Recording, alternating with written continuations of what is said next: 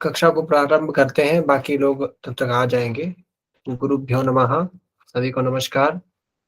जैसा आप सभी को विदित है, हम पूर्व में कुछ विषय पढ़ चुके हैं और कुछ विषय पढ़ रहे हैं।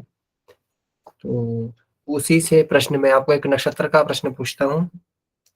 अभिजीत नक्षत्र किन 2 नक्षत्रों के संयोग से बनता है?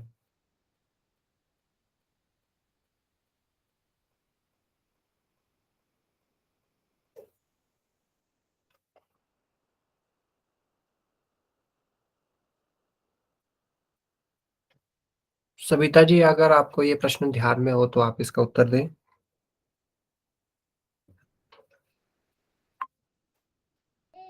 नमो नमः महोदय। जी, नमस्कार। प्रश्न है कि अभिजीत नक्षत्र किन 2 नक्षत्रों के संयोग से बनता है?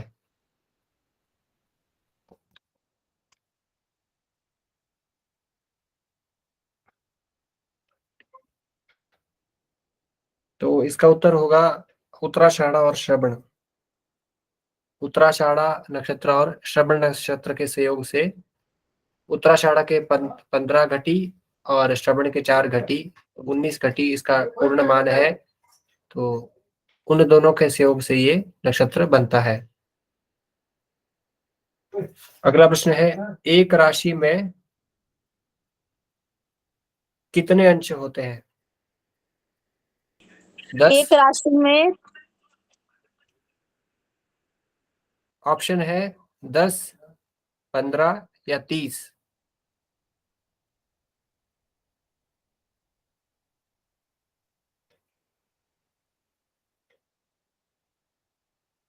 सविता जी, कृपया उत्तर दें, कितना होता है अंश एक राशि में? सर एक बार दोबारा बताना। प्रश्न है कि एक राशि में कितने अंश होते हैं? महोदय, प्रत्येक राशि में 30 अंश होते हैं। जी, 30 अंश की एक राशि होती है। ठीक है जी, 30 अंश होगा इसका उत्तर। अगला प्रश्न है, उत्तराषाढ़ा तथा श्रवण नक्षत्र के योग से बने नक्षत्र का नाम है?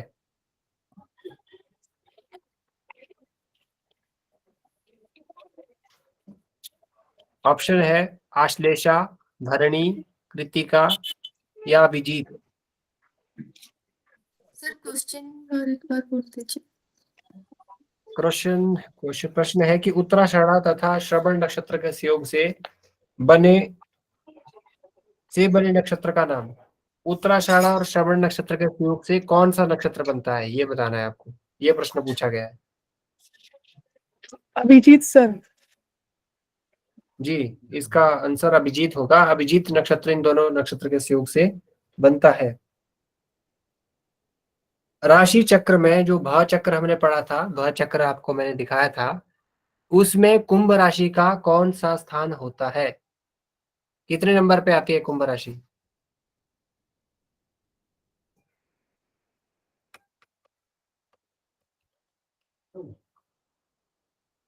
कुंभ राशि कितने नंबर पे आती है, ये बताना है आपको।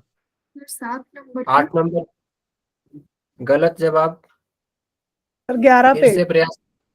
जी जी, 11 पे कुंभ राशि। श्रेया जी, 11 पे आती है, ना कि 9 पे आती है। आपने 9, 8 कितना कहा, तो उस पे नहीं आती। 11 नंबर की राशि है कुंभ, तो इसलिए राशियों के नाम आपको याद होने चाहिए। अगला प्रश्न है, सूर्य की अपनी राशि कौन सी है? सिंह राशि। जी जी, आप कृपया अपना ऑन कर सकते हैं। जब प्रश्न सर ने, जैसे हमने गुरुजी ने कहा भी है, जब आपको उत्तर देना है तो कृपया ऑन करके ही उत्तर दें अपना। ये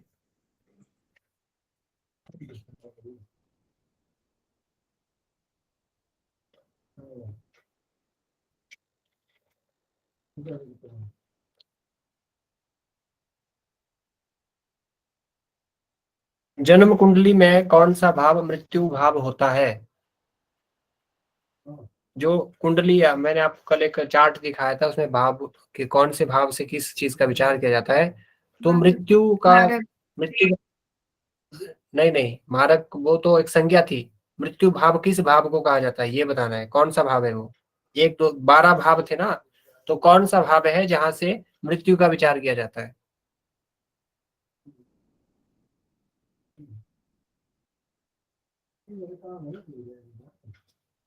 आयु, आयु का।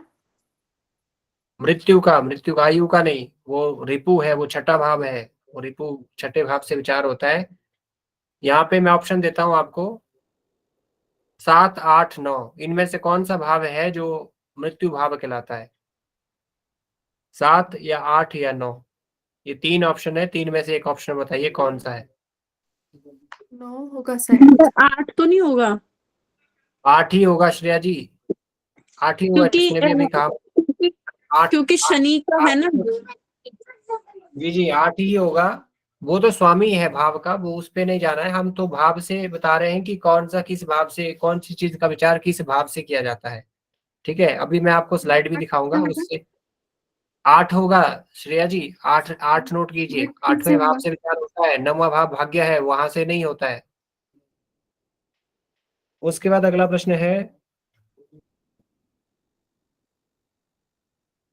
कि काल पुरुष के हृदय में कौन सी राशि द्योतित होती है।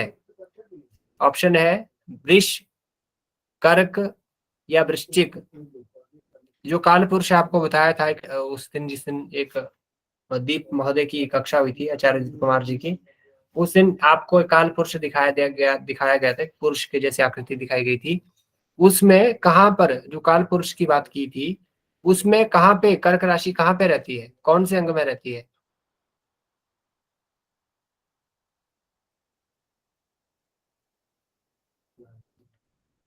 ऑप्शन है वृष, कर्क या वृश्चिक।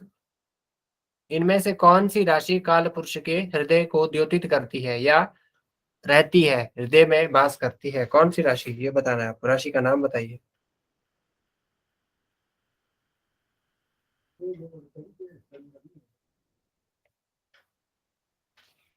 ऑप्शन मैंने दिया है आपको, वृष राशि या कर्क राशि या वृश्चिक सर, राशि, कोई एक राशि बताइए। सर कर्क। जी, कर्क इसका उत्तर होगा। अगला प्रश्न है, एक राशि में कितने नक्षत्र पाद होते हैं, 6, 9 या 8। सर 9। जी बिल्कुल सही आंसर है, 9 होते हैं, क्योंकि 2.25 नक्षत्र से एक राशि बनती है, तो अगर उनको काउंट करेंगे तो वो 9, उनकी संख्या 9 होती है, इसलिए 9, 9 पाद होंगे, 9 इसका उत्तर होगा।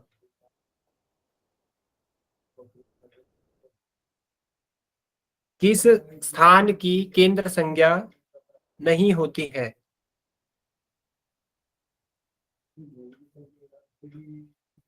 किस स्थान की केंद्र संज्ञा नहीं होती है। ऑप्शन है 7, 2 और 11। इसमें से कौन सा भाव है जिसकी केंद्र संज्ञा नहीं होती है, वो बताना है आपको। सर यहाँ देखिए सर प्रश्न, ऑप्शन। ध्यान से सुनिए कि कौन से भाव की केंद्र संज्ञा नहीं होती है। इसमें बहुत ज्यादा कंफ्यूजन रहता है, बहुत से मैंने देखा है, मेरे साथ भी हुआ है कई बार कि हम प्रश्न को अच्छे से नहीं पढ़ते हैं और हम ओवर स्मार्टनेस दिखाते हैं करने में। तो हमको लगता है कि ये करना, यहाँ पूछा है कि कौन सा होता है, जबकि प्रश्न है कि नहीं होता है, कौन सा भाव केंद्र नहीं होता है। तो मैंने ऑप्शन दिया 7, 2 और 11, इनमें से कौन सा भाव है जिसकी केंद्र संज्ञा नहीं है। सर 11 होगा। 11 और 2 भाव जो है, क्योंकि 11वें भाव की संज्ञा कुछ और है, दूसरे भाव की संज्ञा भी कुछ और है, जबकि केंद्र जी। भाव मैंने 7 नंबर जो कहा वो है केंद्र भाव, उसके अलावा जितने कहे वो नहीं है। ठीक है जी, तो अब हम प्रश्न यहीं पे रोकते हैं, अब हम कक्षा पे चलते हैं। कल जो दृष्टि का जो हम पहले मैंने आपको जो बताना चाह रहा था, उस पे हम चलते हैं, अभी हम दृष्टि ही देखेंगे। अब मैं स्क्रीन शेयर कर रहा हूँ, आपको मेरी आवाज आ रही है, तो नहीं आए तो मुझे बताना है, ठीक है जी।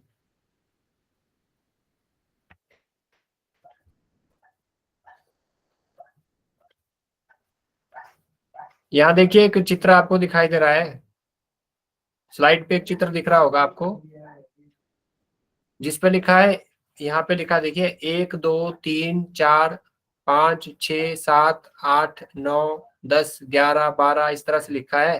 तो यहाँ पे लिखा देखो तन, ये धन, इस संपत्ति का मतलब धन हो जाएगा, ये भाई बहन का मतलब पराक्रम हो जाएगा, यहाँ पे इसका मतलब चार माता और पराक्रम, यहाँ पे इसका मतलब हो जाएगा सुहृद, और यहाँ पे 5 संतान शिक्षा सेवक लिखा है, वहां का मतलब हो जाएगा पुत्र, ये इसका मतलब ये भाव जो है, यहाँ से पुत्र का विचार, शिक्षा का, और ये सब विचार होता है।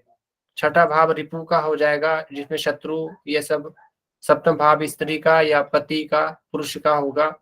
अष्टम, जो मैंने प्रश्न भी पूछा था, मृत्यु का भाव अष्टम है, और ये 9वां भाव है वो भाग्य स्थान है, और ये 10वां है ये कर्म है, और ये पिता का भाव भी होता है, यश का, व्यापार का, राज्य का, और जो प्रश्न आपको बनते हैं वो इसी भाव से बनते हैं, 10 में से। ये आपको पेपर में यही विषय आपको लगा भी है। और 11वां आय है, लाभ है, 12वां व्यय है, ऋण है। ये स्लाइड दिखाई दे रही ना आपको? हरिओम। जी सर। जी दिखाई दे रही है जी सर। जी जी। तो अब देखिए हम आगे चलते हैं, इसमें से कौन कौन से भाव अच्छे हैं और कौन से बुरे हैं। एक टेबल ऐसा बनाइए, जो स्लाइड आपको दिखाई दे रही है वैसा टेबल बनाइए एक अपने पास, और उस पे ऐसे ही काउंटिंग लिखिए 1 2 3 4 5 6, और ऊपर हेडिंग दीजिए शुभ और अशुभ भाव। इसमें कौन सा भाव अच्छा होता है, कौन सा बुरा होता है, ये भी आपको समझना है। तो देखिए पहला, दूसरा, तीसरा, 3 तक अच्छे भाव है, शुभ भाव है। चौथा भाव अशुभ है, 5वां अच्छा माना जाता है, छठा अशुभ है, 7वां शुभ है, 8वां शुभ है, और 9वां 10वां शुभ है, और 11वां 12वां अशुभ है। उसके बाद अगला चलते हैं, ये लिख लिया आप लोगों ने?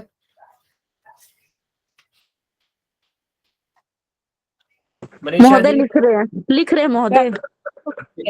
लिख लीजिए, या इसका फोटो खींच लीजिए स्क्रीनशॉट, फिर लिख लीजिएगा बाद में।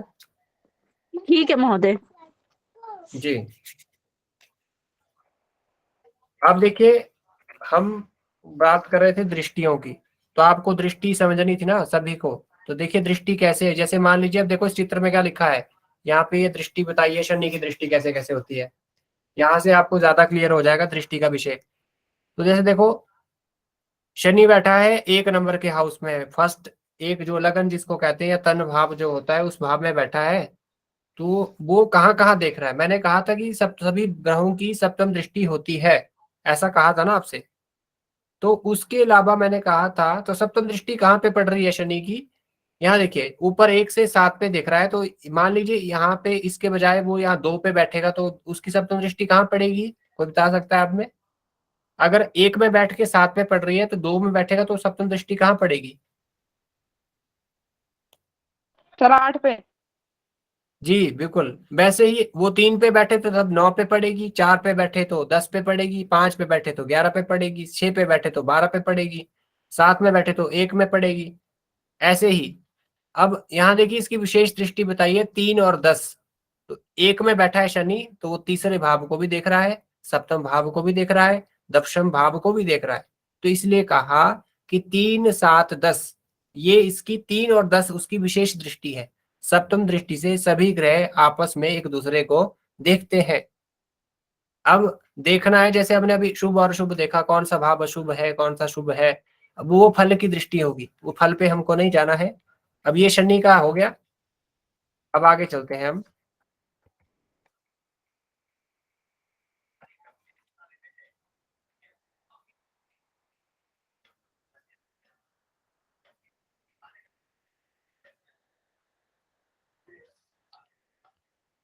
अब जैसे हम इसको गुरु को देखते हैं,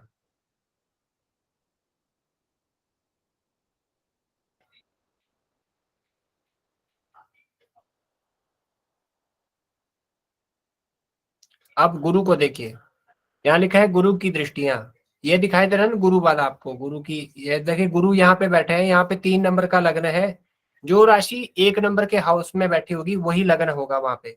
मेष वृष आदि जो राशियां हैं 12 तक, मेष से मीन तक, उसमें जो लग्न में बैठी होगी उस राशि का लग्न माना जाएगा। ठीक है जी।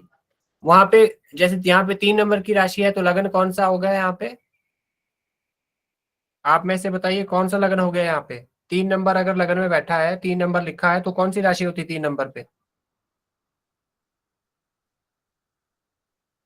मनीषा जी कौन सी राशि होती है 3 नंबर पे? महोदय मुझे समझ में ही नहीं आया। 12 राशियों का नाम तो आपको पता है 3 ना क्या नंबर क्या पे है? तो मिथुन होती है। तो 3 हाँ, नंबर 12 यहाँ लिखा राशियों है। के 12 राशि 12, के नाम। देखिए समझिए बात को। अगर 12 राशियों में मेष वृष मिथुन कर्क सिंह कन्या तुला वृश्चिक धनु मकर कुंभ मीन, तो 1 पर मेष, 2 पर वृष, 3 पर मिथुन, तो यहाँ 3 लिखा है ना, तो मतलब मिथुन लग्न है यहाँ पे। ठीक है।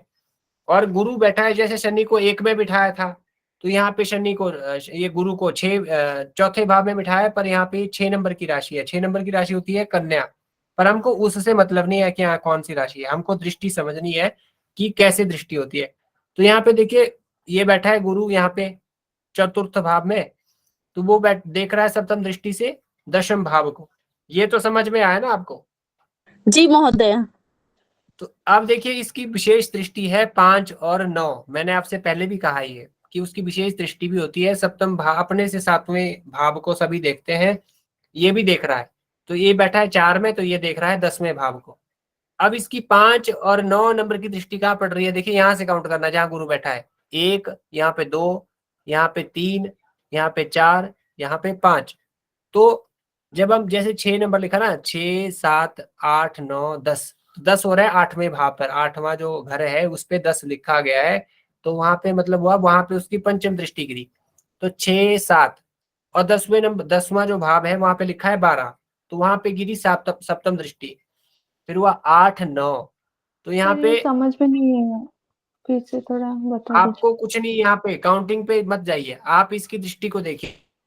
जो यहाँ पे दृष्टि है ना जी, श्रेया जी, यहाँ देखिए गुरु लिखा है ना यहाँ पे। ये नंबरिंग, नंबर पे नंबर छोड़ दो, बाकी नंबर को भूल जाओ। अभी आप एक टेबल बनाओ ऐसा, उसमें नंबर नहीं लिखना है आपको, गुरु लिखना है। जैसे मैंने गुरु यहाँ रखा है वैसे ही आपको एरो लगाना है, जहां जहां एरो लगा है इसमें वैसे ही एरो लगाइए।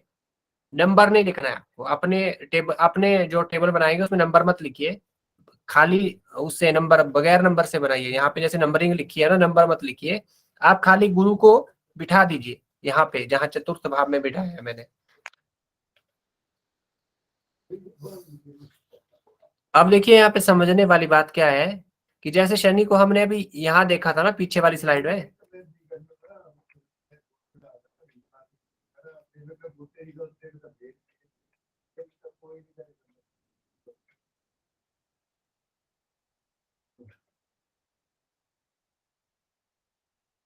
ये शनि वाली स्लाइड दिख रही है आपको? जी। तो देखिए जैसे इसमें शनि 1 नंबर पे बैठा है ना, तो वो उसकी सप्तम दृष्टि पड़ी है 7वें भाव पे। श्रेया जी ध्यान से सुनिए, जिसको भी समझ नहीं आया है वो ध्यान से सुनेगा इस टॉपिक को अभी यहाँ पे।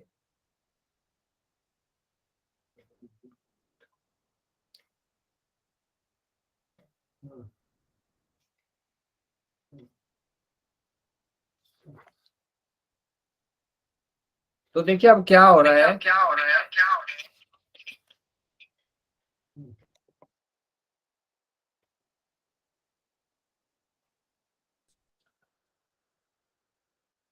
तो यहाँ पे हो क्या,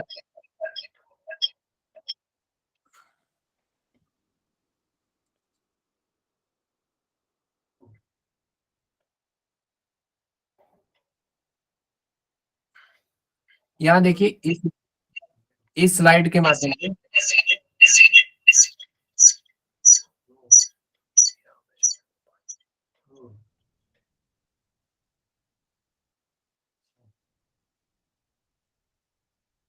अब ठीक है, जरा यहाँ पे साउंड का इशू हो गया था। ये स्लाइड दिख रही है ना आपको शनि वाली? तो यहाँ पे देखिए सभी ध्यान से सुनिए कि 1 नंबर पे जहाँ पे शनि बैठा है, यहाँ पे मानिए अभी यहाँ पे गुरु बैठे हैं। शनि को हटा के यहाँ पे हम गुरु रख देते हैं, ठीक है। पर यहाँ पे अगली जो स्लाइड है उसमें गुरु कहीं आपको और जगह दिख रहे हैं बैठे हुए।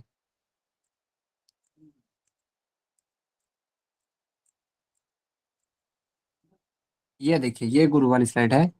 अब वहां पे शनि यहाँ पे बैठे थे 1 नंबर के खाने में, तो ये वाला खाना, ये जो है इसको 1 नंबर मानना है आपको, ये 2 नंबर, ये 3 नंबर, ये 4, ये 5 है, और ये 6 नंबर है, ये 7 नंबर है, ये 8 नंबर है, ये 9 नंबर है, ये 10 नंबर है, और ये 11, और ये 12वां भाव है। तो यहाँ पे राशि, जो राशि यहाँ 1 नंबर में बैठेगी वहां से ही काउंटिंग आगे बढ़ेगी। जैसे यहाँ पे 3 नंबर की राशि बैठी है, 3 नंबर मिथुन होता है, तो 4 कर्क है, 5 सिंह है, 6ठी कन्या है, 7वीं तुला है, 8वीं वृश्चिक है, 9वीं धनु है, 10वीं मकर है, 11वीं कुंभ है, 12वीं मीन है, मेष आ जाएगी, यहाँ पे मीन यहाँ पे वृष आ जाएगी। तो यहाँ पे 3 नंबर का लगन है। तो लगन से हमको नहीं मतलब, हमको दृष्टि समझनी है। तो इस नंबर को भूल जाइए, अभी कुछ नंबर नहीं है यहाँ पे, आपको खाली गुरु को देखना है जो चतुर्थ भाव में बैठा है। तो इसकी जो सप्तम दृष्टि है वो यहाँ पे गिर रही है 10वें भाव पे, ठीक है। और इसकी जो पंचम दृष्टि है वो यहाँ पे गिर रही है 8म भाव पे।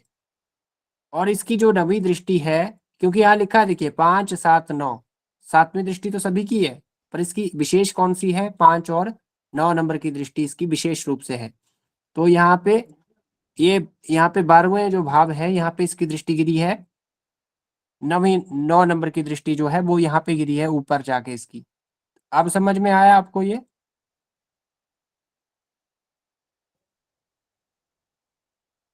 हरिओम। जी महोदय, हाँ आ रही है समझ। जी आरती जी, और और कौन कौन है यहाँ पे? ये सबिता जी को समझ में आया? सर नहीं, मुझे नहीं आया ये। आप शायद आज ही आए क्लास में, तो आपको समझ में नहीं आएगा इतनी जल्दी। सर नहीं, मैं तो कंटिन्यू ले रही हूँ। अच्छा, तो देखिए यहाँ पे अभी हमने देखा कि मैंने बताया था कि सभी ग्रह आपस में, और एक स्लाइड दिखाता हूँ कोई दूसरी। यहाँ देखिए जैसे यहाँ पे चंद्रमा है, ये चंद्रमा बैठा है यहाँ पे चतुर्थ भाव में, इसको ये नंबर नहीं आपको देखना है, नंबर को भूल जाइए, आपको खाली चंद्रमा और इसका एरो जो देख, यहाँ पे एरो लगा है उसको देखना है बस। ये देखिए ये जो भाव है ये चतुर्थ भाव है। जैसे मैं आपको एक भाव वाला ही दिखा देता हूँ पहले। ये देखिए, ये स्लाइड को देखिए जिसमें 12 भाव लिखे हैं, दिख रही है सभी को? यहाँ पे 12 भाव वाली एक वो है, स्लाइड है। इसमें देखिए पहला भाव, द्वितीय भाव, तृतीय भाव, चतुर्थ भाव, पंचम भाव, षष्ठ भाव, सप्तम भाव, अष्टम भाव, नवम भाव, दशम भाव। आपको जो पेपर में लगा है वो ये है 10म भाव, ये वाला, ये जो है ये 10वां जो हिस्सा है ये आपको लगा है पेपर में। फिर भी मैं आपको ये सारा बता रहा हूँ, यहाँ कहीं से भी कुछ पूछा जाए तो वो आप छूटे ना आपसे कहीं पे भी। तो ये 11, ये 12, आपको जो फोकस करना है वो 10 को करना है, और बाकी इनको ज्यादा ध्यान नहीं देना है बाकी पर। आपको 10वें हिस्से से जितने प्रश्न बनते हैं वो आपको ध्यान में होने चाहिए। तो यहाँ से जो इसका कारक ग्रह है, इसकी संज्ञा क्या है, यह शुभ भाव है, शुभ भाव है, यहाँ पे कौन कौन सी चीजों का विचार होता है, इसका इस भाव का स्वामी कौन सा है, ठीक है जी, ये सब बातें आपको ध्यान रखनी है। परंतु हम सब चीजों की बात कर रहे हैं, ठीक है। अब देखते हैं दृष्टि पर।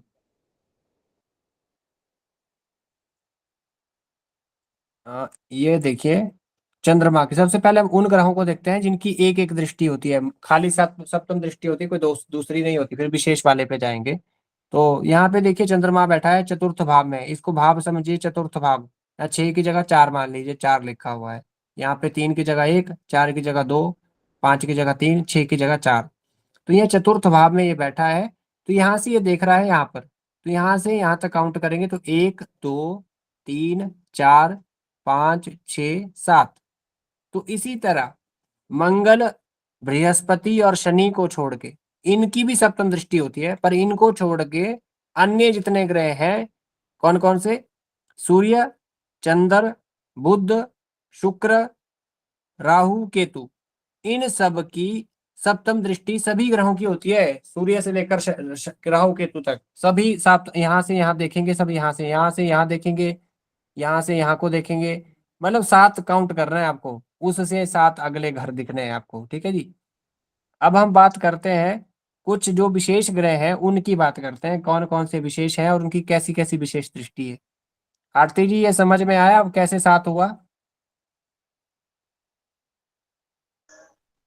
सर थोड़ा थोड़ा सा आया है। हाँ जी, सुन लीजिए, फिर पुनः मैं एक बार बोलूंगा तो आपको समझ में आ जाएगा। अब मंगल की बात करते हैं। मंगल की दृष्टियां बताई गई हैं, 7 तो उसकी भी है। श्रेया जी कोई बात नहीं, आप नेटवर्क में रहिए कहीं सही जगह पर, तो आ जाएगा आपका नेटवर्क। नहीं तो रिकॉर्डिंग हो ही रही है, फिर वहां से सुनिएगा। यहाँ पे लिखा है कि इसकी भी सप्तम दृष्टि है, पर इसकी जो विशेष दृष्टि है वो है 4 और 8 नंबर की। तो ये 4 नंबर से कैसे दिखता है और 8 नंबर से कैसे दिखता है, तो यहाँ से काउंट करना है। यहाँ बैठा है मंगल तीसरे भाव में, तो यहाँ से 3, 1, 2, 3, 4, तो यहाँ पे देखिए ये चतुर्थ दृष्टि यहाँ पे पूर्ण होती है छठे भाव पर। और ये 5, यहाँ पे 6 या 7, यहाँ पे इसकी सप्तम दृष्टि गिरी ये वाली। और उसके बाद बोलते हैं 8, तो यहाँ पे दशम भाव पे इसकी अष्टम दृष्टि गिरी। तो 4, 8 इसकी विशेष दृष्टि है। ये आपको ध्यान रखना है कि मंगल की आग, मान लीजिए आपसे पूछा गया कि मंगल दशम भाव में बैठा है तो उसकी अष्टम दृष्टि कहाँ पे गिरेगी, या फिर उसकी पंचम दृष्टि कहाँ पे गिरेगी, या फिर सप्तम दृष्टि कहाँ पे गिरेगी। तो यहाँ पे बैठा है मंगल, मान लीजिए जहाँ पे ये अभी यहाँ एरो दिखा रहे हैं, यहाँ से यहाँ को 12 जहाँ पे लिखा हुआ है, यहाँ पे मंगल को मानिए, तो यहाँ से इसकी चतुर्थ दृष्टि कहाँ पे गिरेगी बताएंगे कोई आप में से? काउंट कीजिए यहाँ से आगे 4 घर कौन से, चौथा घर कौन सा होगा? अगर जहां भाई 12 लिखा है यहाँ पे मंगल बैठा है, इस एंगल से देखते हैं। अभी इस एंगल से दिखाया ना आपको, तो इस एंगल से बताइए कि यहाँ पे अगर बैठा है, ये जो 12 जहाँ पे है, यहाँ पे अगर यहाँ पर मंगल होगा तो इसकी चतुर्थ दृष्टि कहाँ पे गिरेगी?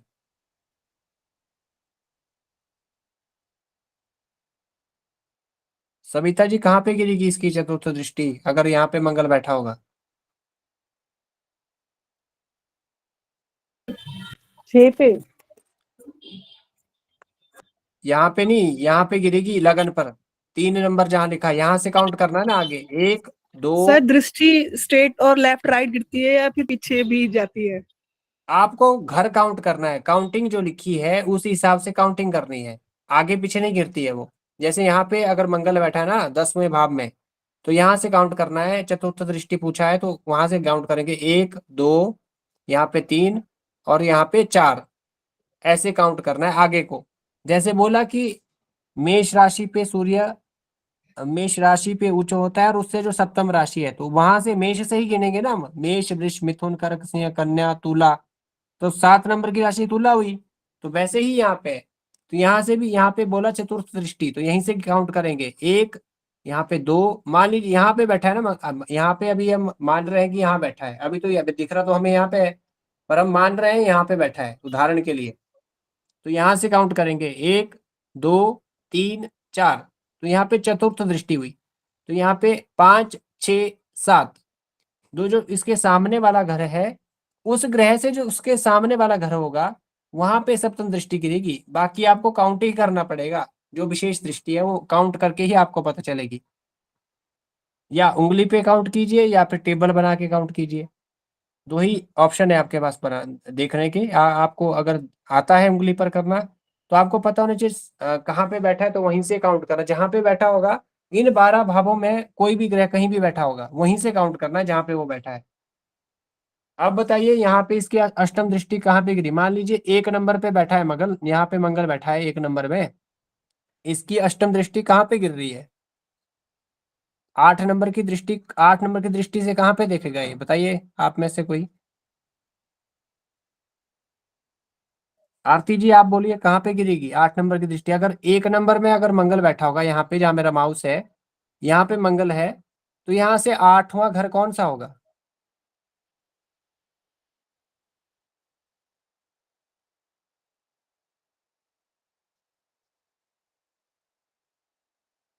महोदय 11 पे होगा, क्योंकि हाँ, एक नंबर। यहाँ पे होगा नीचे 10 पर, यहाँ पर, यहाँ अगर 1 नंबर पे मंगल को बिठाते हैं तो इससे 8वां घर ये बनता है ना, कि ये तो 9वां घर है ना, यहाँ पे गिरेगी जहाँ 10 लिखा है। ठीक यहाँ है से महोदय। कम एक, यहाँ पे बैठा ना मंगल, यहाँ पे बोल रहा हूँ मैं, यहाँ पे बैठा उदाहरण के लिए बोल रहा हूँ, यहाँ पे जी। बैठा है।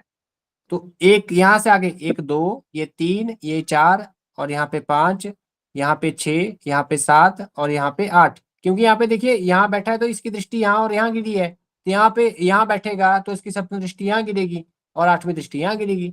7 के आगे ही तो 8 है ना, तो यहाँ पे 7वां है तो ये 8वां होगा। ठीक है जी। और ये महोदय वाला काउंट, महोदय ये पूछना था मुझे कि काउंट कहाँ से करना है? जैसे 3 है यहाँ लिखा हुआ, तो 1 मतलब 1 पे मंगल है, तो ये जो 4 है तो यहाँ से काउंट ये करेंगे या मंगल से ही चलेंगे? जहाँ पे मंगल बैठा है यहाँ पे नंबर को लेके खजल मत होइए, नंबर को भूल जाइए, नंबर को अभी दिमाग से निकाल दीजिए। आपको खाली जहाँ पे मंगल जो ग्रह जहाँ पे बैठा है वहीं से काउंट करना है बस। इन ठीक है महोदय। नंबर को भूल जाइए, जो ग्रह जिस भाव में बैठा है उसी भाव से ही काउंट करेंगे आप। नंबर से कंफ्यूज नहीं होना है, वहां पे नंबर नहीं होगा, वहां तो आपके सामने प्रश्न ही होगा कि मंगल की सप्तम दृष्टि कहाँ पे, अगर मान लीजिए 10वें भाव में मंगल बैठा है तो उसकी सप्तम दृष्टि कहाँ पे गिरेगी, या फिर अष्टम दृष्टि कहाँ पे गिरेगी, चतुर्थ दृष्टि कहाँ पे गिरेगी। ठीक है जी। तो 12 भावों में कहीं भी बैठ सकता है वो, कोई भी ग्रह, नंबर के ऊपर खजल नहीं होना है, उस पे नंबर जो लिखे हैं वो तो यहाँ पे ये चित्र बना है तो नंबर आए हैं इसमें, वो एक राशि के लिए, पर हमको दृष्टि देखनी है, हम नंबर पे, नंबर से खजल कंफ्यूज नहीं होना है आपको। अब जैसे शनि है, देखिए इसकी 3 और 10 होती है, तो इससे यहाँ इसे शनि से गिनना है, 1, ये 2, ये 3 यहाँ पे हो रहा है, 4, 5, 6, 7, ये एरो जहां पे लगा है ना उस तरफ को देखिए बस, 1, 2, 3, यहाँ पे तीसरी हुई, यहाँ पे 4, 5, 6, 7, इसके सामने वाला ही घर 7वां होगा, 8, 9, 10। ठीक है। एक एंगल मैंने आपको यहाँ से दिखाया था ऊपर से, एक यहाँ चतुर्थ भाव से दिखा रहा हूँ। ये समझ में आया शनि वाला कैसे 3, 7, 10 हुआ? 7 तो आपको पता है उसके सामने वाला घर ही होगा, काउंट करने की अब जरूरत भी नहीं है, उसके सामने वाला ही जो घर है वो ही होगा, वो आपको पता होना चाहिए कि अगर 10 में बैठा तो चौथा होगा, 1 में बैठा तो 7वां होगा, 7 में बैठा तो 1 वाला होगा, अगर यहाँ बैठा है 5 में बैठा है तो 12 होगा, 1, 2, 3, 4, 5, 6, 7 नहीं 11 होगा। ठीक है जी। तो उसके सामने वाला आपको याद रखना है, 3 और 10 कैसे होगा, वहां से काउंट करना है, जहां शनि जो ग्रह जिस भाव में बैठा है वहीं से ही गिनती शुरू करनी है। अब अगला देखते हैं, ये गुरु है हमने देख लिया, इस चित्र को देखिए, इसको जूम करता हूं। जैसे यहाँ पे देखिए गुरु बैठा है दूसरे भाव में, तो इसकी पंचम दृष्टि कहाँ गिर रही है, बताएंगे कोई?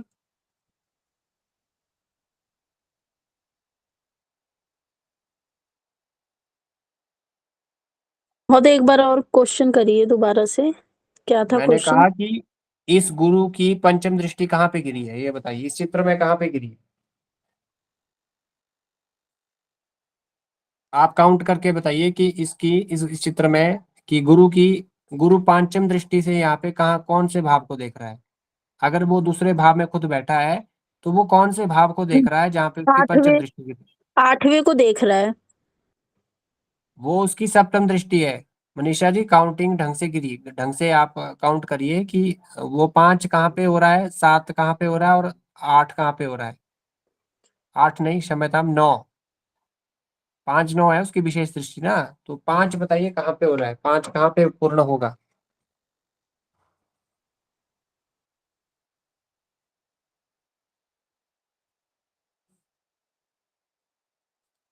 अब देखिए ना यहाँ पे बैठा है ना 2 नंबर के भाव में, ये दूसरा भाव है, तो यहां से काउंट करना है, 1, 2, 3, 4 और ये 5, यहाँ पे 5, यहाँ 5वीं गिरी ना जी, जी यहीं पे महोदय। गिरी है ना 5वीं जी, तो हाँ यहाँ से शनि 6, तक गिनती। जी जी, शनि को देख रहा है पंचम दृष्टि से 6, और ये 7 जो आपने 8वां बोला अभी, वहां पे हाँ सप्तम दृष्टि गिर रही है, वहां पे पंचम दृष्टि नहीं गिर रही है, वहां पे सप्तम गिर रही है। यहाँ से काउंट करके अगर आप यहाँ पहुंचेंगे तो यहाँ पे 7 होता है ना कि 5 होता है, उसके बाद यहाँ पे 8 और ये 9, तो इसकी लास्ट जो दृष्टि है वो है नवम दृष्टि। तो 5 और 9 ध्यान रखना है, कहीं पे भी बैठे यहाँ पे इन 12 भावों में कहीं भी बैठे, वहां से 5 कहाँ पे होता है, वहां से 7 कहाँ होता है, वहां से 9 कहाँ होता है, उसी भाव से काउंट करना है, आपको बहुत अच्छे से समझ में आएगा कि कहाँ पे होता है, वो आपको चित्र बना के उसको सभी 12 भावों में बिठा के देखना है, कहाँ पे, अगर यहाँ पे बैठा है तो कहाँ कहाँ गिरेगी, यहाँ बैठा है तो कहाँ कहाँ गिरेगी, यहाँ बैठा है तो कहाँ कहाँ गिरेगी। ठीक है जी, अब आगे चलते हैं।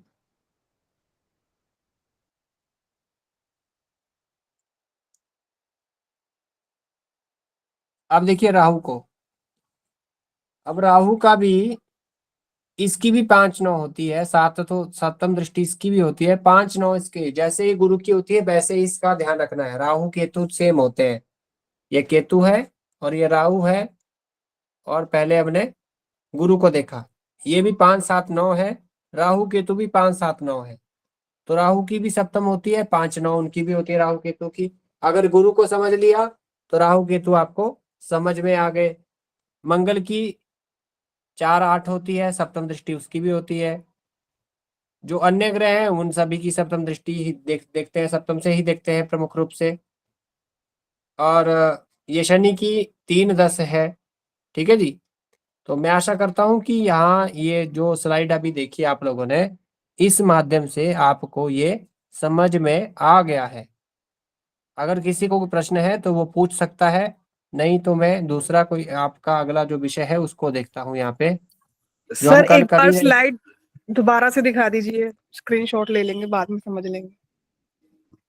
जी, इसका खींच लीजिए, एक तो ये 5-9,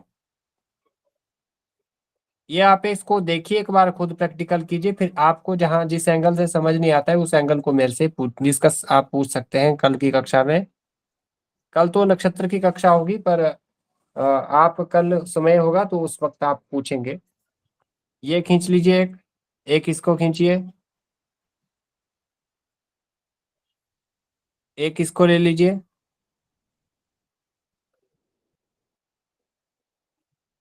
एक इसको इसको ले लीजिए, इसका चित्र।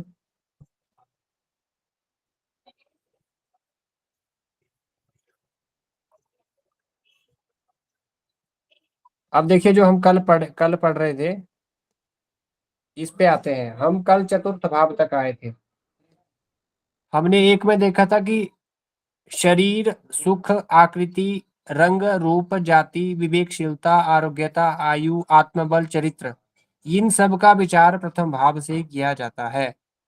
फिर हम दूसरे भाव पे गए थे, तो वहां पे आता है दाया नेत्र, धन, कुटुंब, वाणी और बंधन, ये सब चीजों का विचार दूसरे भाव से किया जाता है। और तीसरे भाव पे हम फिर गए थे, उसमें पराक्रम था, सहोदर था, लघु भ्राता, धैर्य, नौकर, श्वास नली और गला, इन सब चीजों का विचार तीसरे भाव से किया जाता है। फिर हम चतुर्थ भाव पे आए थे, वहां पे हमने देखा था कि माता, सुख, भूमि, गृह, स्थायी संपत्ति, वाहन, फेफड़े, निमोनिया, क्षय इत्यादि का विचार चतुर्थ भाव से किया जाता है। ये हमने कल पढ़ा था। आज हम उससे आगे चलते हैं पंचम भाव पे। इसको नोट करेंगे कि पंचम भाव से किन किन चीजों का विचार किया जाता है। तो पंचम भाव से एक तो विद्या का विचार, बुद्धि का, संतान का, प्रेम विवाह, लॉटरी, उदर रोग और गर्भपात इत्यादि विषयों का विचार पंचम भाव से किया जाता है। उसके बाद छठा भाव है, जिसको रिपु की संज्ञा कहा दी गई है या शत्रु की संज्ञा दी गई है। तो वहां से सबसे पहले आपको समझना है, जो सबसे पहले विचार किया जाता है वो शत्रु का, फिर रोग का, चिंता का, पीड़ा का, कर्ज का, मुकदमा। और अगर हम रिश्ते में बात करें, जैसे चतुर्थ भाव माता का है, वैसे ही जो छठा भाव है वो मामा का है। मातुल, जो माता के भाई होते हैं उसे मातुल कहा जाता है, मामा कहा जाता है, उनका विचार छठे भाव से किया जाता है। अब सप्तम भाव पे चलते हैं। तो सप्तम भाव से सबसे पहले स्त्री का या पुरुष का विचार किया जाता है। कोई स्त्री है तो उसके लिए कैसा पुरुष मिलेगा, उसका सप्तम भाव से देखा जाएगा। या पुरुष है तो उसके लिए कैसी स्त्री मिलेगी, तो वो सप्तम भाव से देखा जाएगा। और दैनिक रोजगार, दिन में किए जाने वाले कार्यों का विचार वो सप्तम भाव से किया जाता है। और विवाह के लिए मिलाप करना, वो भी विचार सप्तम भाव से ही किया जाता है। तलाक का, बीमारी का, पति का, पत्नी का, वर्ण, रंग इत्यादि, ये सब जो बातें हैं वो सप्तम भाव से विचार की जाती हैं।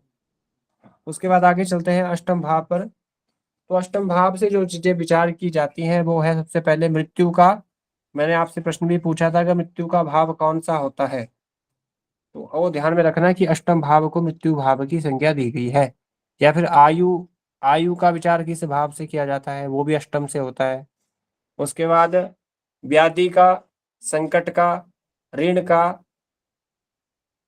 पुरातत्व, चिंता, गुणाधन, गणाधन मतलब कोई पैतृक संपत्ति जो माया इत्यादि का कहा जाती है, तो उसका विचार भी अष्टम भाव से किया जाता है। और ये जो रोग है एक बाबाश्री, इसका विचार भी यहीं से किया जाता है। और उसका नवम भाव है जो भाग्य स्थान जिसको कहा जाता है, उसमें धर्म, भाग्य, विद्या, प्रवास, तीर्थ यात्रा, दान, संतान, विदेश यात्रा, ये सब भाग्य में वहां पे भाग्य भाव से किया जाता है, नौवें भाव से किया जाता है। अब देखिए, अब इस 10वें भाव को आपको बड़े अच्छे से समझना है, यहीं से ही प्रश्न आएंगे। इसके अलावा इतर जितने हैं वो आपको समझाने के लिए बताए गए हैं।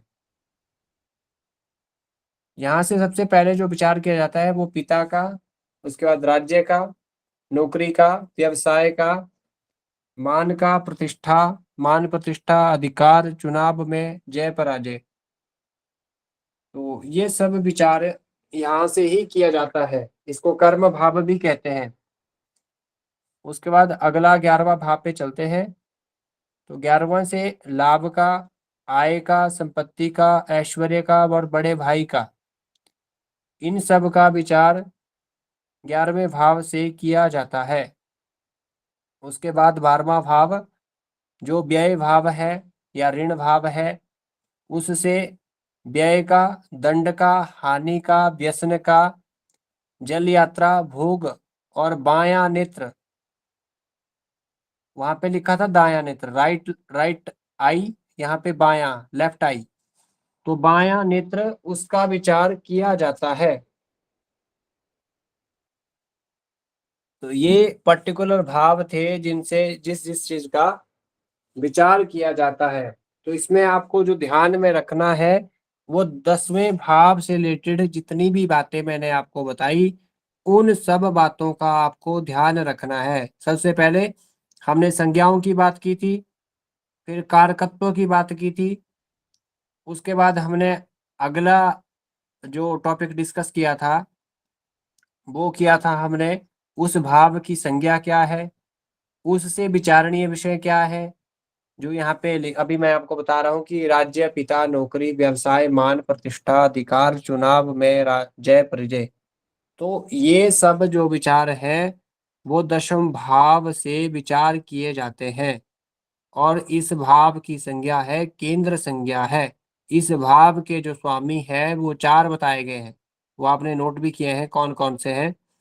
उसके बाद जो दूसरी जो चीज है, इस भाव का कारकत्व ग्रह कौन सा है और इस भाव से कौन कौन सी चीजों का विचार किया जाता है, ये सब जितनी भी बातें हैं वो आपको ध्यान में रखनी है और उन्हीं से ही प्रश्न बनते हैं। आपको यहाँ फोकस जिस चीज को करना है वो है 10वां भाव। यहाँ से जो कुछ भी आपको समझना है वो सब चीजें आपको आनी ही चाहिए। ठीक है जी। यहाँ पे किसी का कोई प्रश्न है जो आप कुछ चीज समझ ना आई हो उसको आप पूछ सकते हैं। मान लीजिए यहाँ पे मैं आपको अभी एक रखता हूँ यहाँ पे थोड़ा सा, कि 10वें भाव में अगर मंगल बैठा है तो उसकी दृष्टि कहाँ कहाँ गिरेगी ये बताइए जरा। उसकी सप्तम दृष्टि कहाँ गिरेगी, उसकी चतुर्थ दृष्टि कहाँ गिरेगी, उसकी अष्टम दृष्टि कहाँ पे गिरेगी। चतुर्थ तो चंद्रमा पे होगी। देखिए यहाँ पे चंद्रमा नहीं है, यहाँ पे कुछ भी नहीं है, खाली है ये बॉक्स। अभी 12 खाने 12 भाव बने हुए हैं, 12 खानों का ये बॉक्स बना है जिसको भाव की संख्या दी गई है।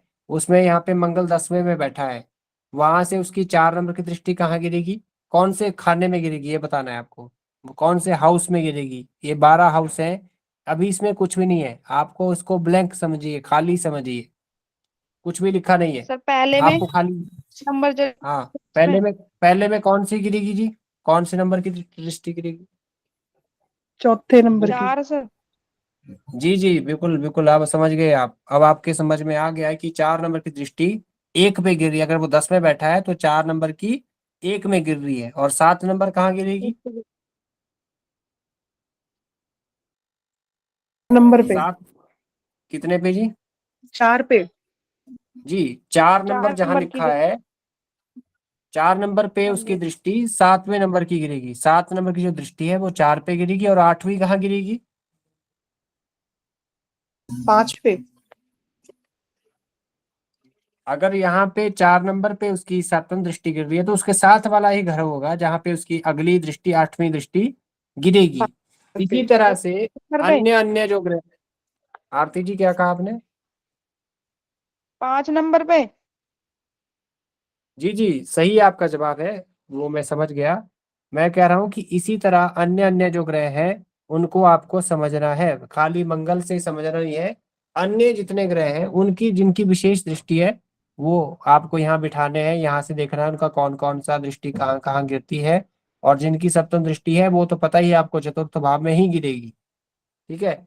कल सविता जी ने कहा था कि अगर जो राशियों के टेबल एक मैंने दिखाया था वैसा दूसरा भी टेबल है क्या, दूसरा कोई? ये जी सर। देखिए ये कर्म, ये मैं आपको दिखाना चाह रहा था कल। जैसे कारकत्व ग्रह कौन कौन से भाव के, जैसे दशम भाव के 4 कारकत्व ग्रह है।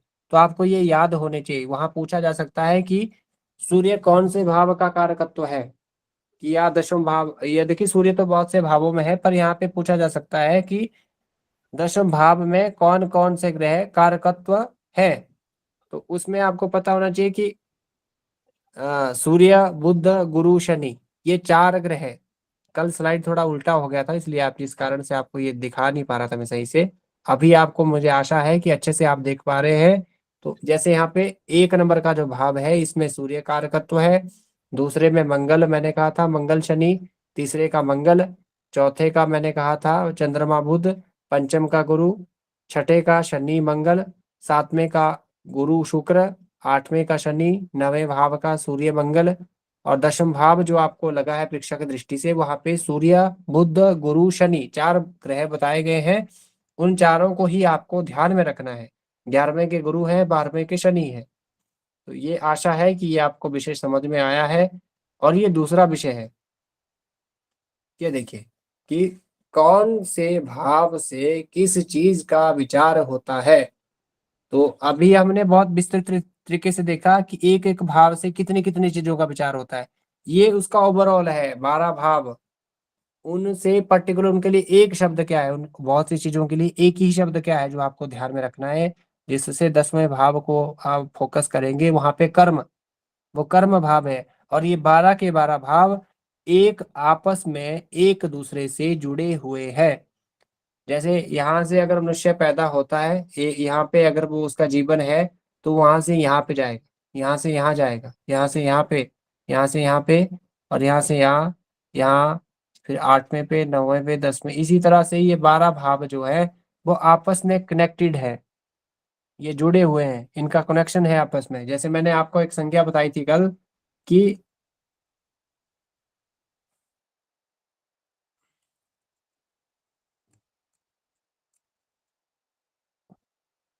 ये देखिए काल पुरुष में कौन कौन सी चीजें कहाँ कहाँ रहती है। तो 1 नंबर पे हमारा चेहरा आएगा, हमारा सिर आएगा। फिर ये 2 नंबर पे मुख आएगा, 3 पे बाजू, छाती, पेट, ये इसी तरह से ये सब अंग आएंगे। पैर तक, सिर से पैर तक सारा बताया है यहाँ पे। तो ये देखिए यहाँ पे स्लाइड के माध्यम से समझिए। प्रथम भाव तनु भाव होता है, शरीर जिसको कहा जाता है। द्वितीय भाव होता है पैतृक संपत्ति, संतति। तीसरा भाव होता है सहज, सगे भाई बहन इत्यादि। चतुर्थ भाव पराक्रम, माता। पंचम भाव होता है संतान, शिक्षा या सेवक। उसका छठा भाव होता है शत्रु या मामा का। सप्तम भाव होता है विवाह, साझेदार, मित्र, प्रेम का। अष्टम भाव होता है मृत्यु का, कष्ट का और रोग का, आयु का और मृत्यु का। नवा भाव होता है अध्यात्म ज्ञान का। 12वां 10वां होता है भाव पिता, राज्य, यश अपयश, दंड, सरकारी नौकरी, न्याय, व्यापार और स्वामी के बारे में। 11वां भाव होता है आर्थिक लाभ और आय के बारे में। 12वां भाव होता है ऋण और व्यय के बारे में। ठीक है जी।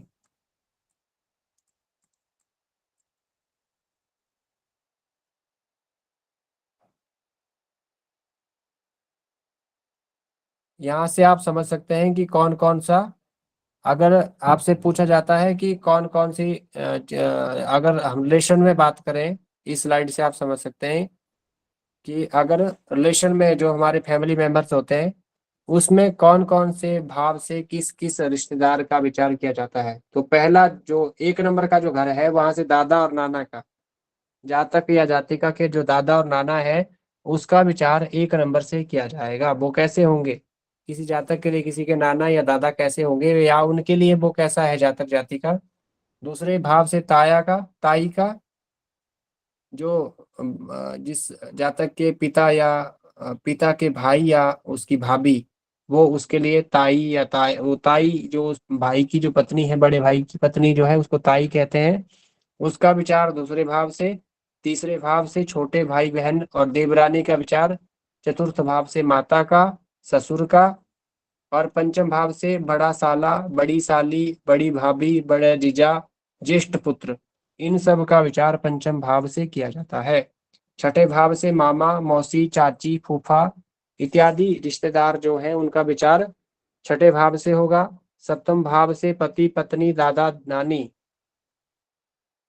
अच्छा, पहले में क्षमता, मैं पहले में थोड़ा गलत बोल दिया कि दादी और नाना इनका विचार प्रथम से होगा और दादा और नानी इनका विचार सप्तम से होगा। और अष्टम से ताऊ और नवे जो ताया होता है, ठीक है जी। और नवे भाव से छोटा साला, छोटी साली, छोटा जीजा, छोटी भाभी, देवर इत्यादि का विचार भाग्य नवे भाव से किया जाएगा। उसका दशम भाव है वो पिता का और सास का होता है। और 11वां जो भाव है वो बड़े भाई, बड़ी बहन, पुत्र वधू और जेठानी का होता है। और 12वां जो भाव है वो मौसी, मामी, मौसी, चाचा, बुआ, इन सब का बताया गया है। आशा करता हूँ ये भी आपको समझ में आया है। अगर नहीं समझ में आया या नहीं सुनाई दिया तो पुनः एक बार पूछ लेंगे।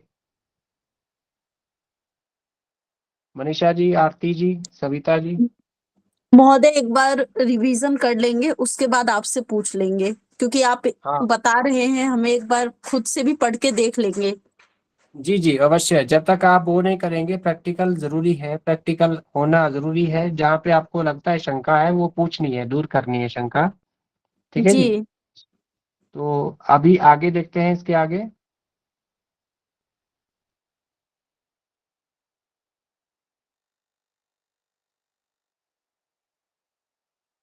तो जैसे देखिए हमने कहा त्रिकोण बनता है, एक भाव, भाव की संख्या है, त्रिकोण ऐसे बनेगा 1, 5 और 9, इनका संयोग होगा तभी कोई जातक उत्पन्न, जातिका या जातक उत्पन्न होगा।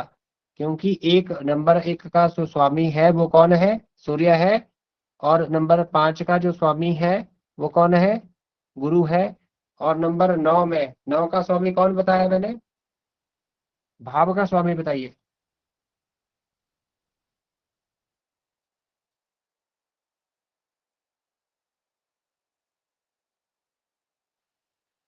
देखिए यहाँ पे भी, ये स्लाइड देख रहे हैं ना, यहाँ पे सूर्य है, यहाँ गुरु है, यहाँ पे भी गुरु और सूर्य है। इनके संयोग जब तक इन भावों का संयोग नहीं होगा तो तब तक कोई भी जातक या जाति का उसका जन्म संभव नहीं है। तो वो फिर हो जाता है कि मिसकैरेज हो गया, या वो किसी कारण से वो जातक या जाति का उत्पन्न नहीं हो पाई, वो दुनिया में सामने नहीं आ पाए। तो जो मनीषा जी आपने पूछा था वो ये टेबल आपके सामने है।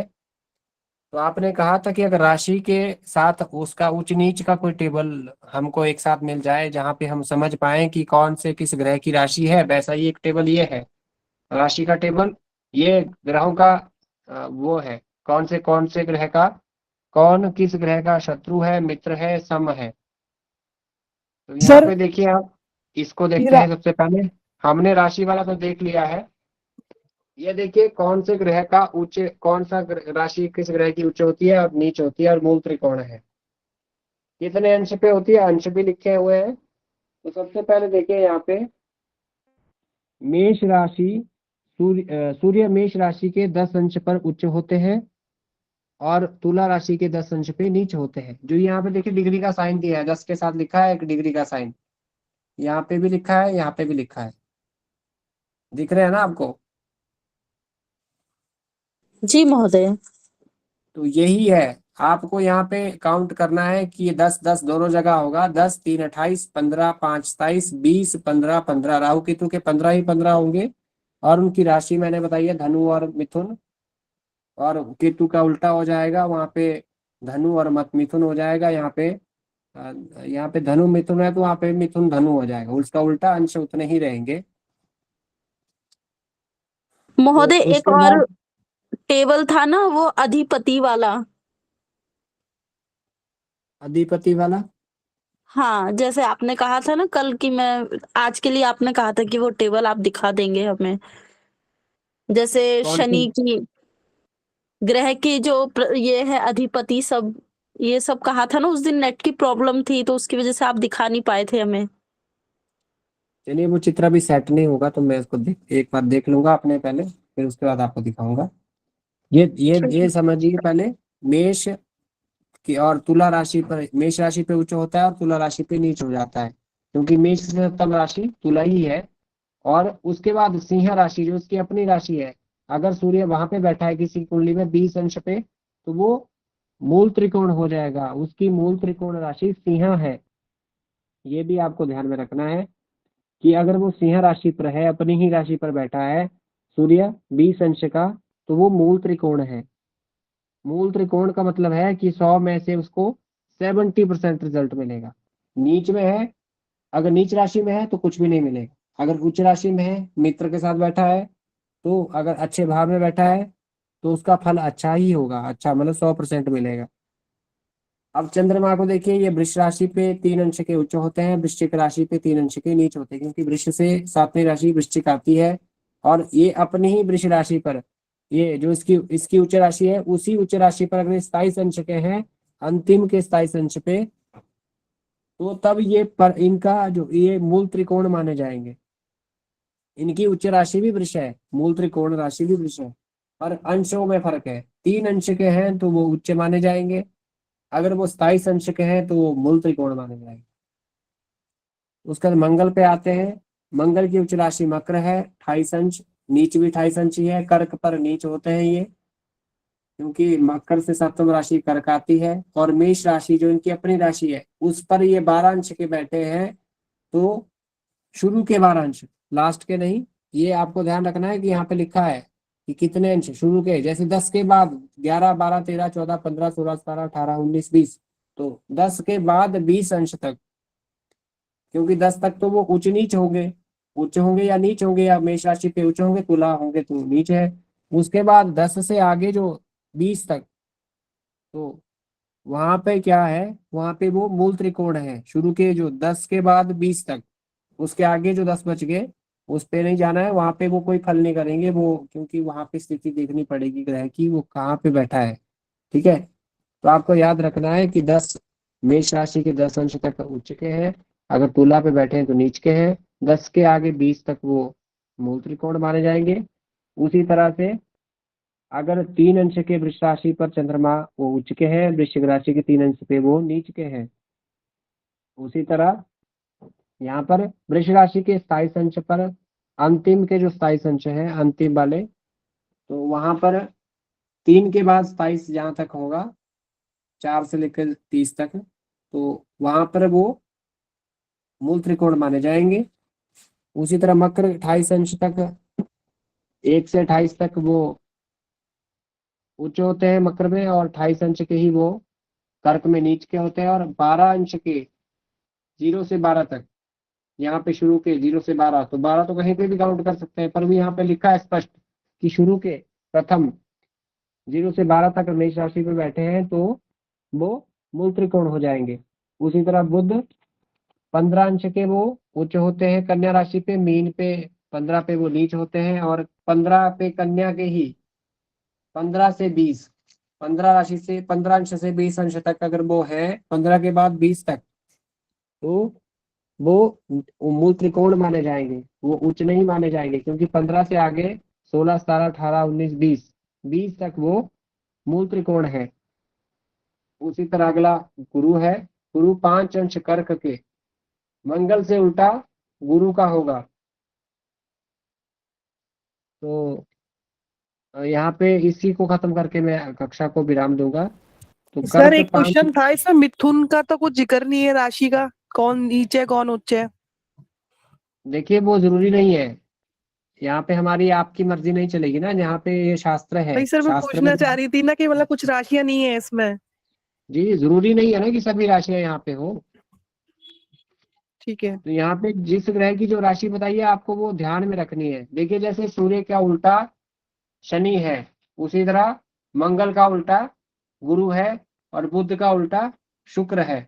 आपको खाली अंश ध्यान में रखना है, राशि तो यहाँ पे ऊपर नीचे है। वो है, मिथुन भी है, पर वो किस में है, वो राहु केतु में आती है, यहाँ पे नहीं है। वो भी है, यहाँ पे नहीं दिखाई गई है। इसको आप देखेंगे एक बार, इसका फोटो रख लीजिए, इसको नोट कीजिए, फिर बनाइए अपनी नोटबुक पे, फिर उसमें आपको कुछ समझ नहीं आता है फिर उसको पूछिए। ये हम कल देखेंगे। अब कल का जो विषय है वो नक्षत्र पे कक्षा होगी, तो आप सभी उपस्थित रहे, अन्य अन्य जितने सभी जो है वो सभी रहेंगे कल, क्योंकि नक्षत्र पे डिस्कस होगी विशेष रूप से। तो अभी के लिए, क्योंकि समय ज्यादा हो चुका है, 5 मिनट ऊपर हो गया है कक्षा के, तो कक्षा को अभी के लिए हम यहीं पे विराम देते हैं। अगर आपका अभी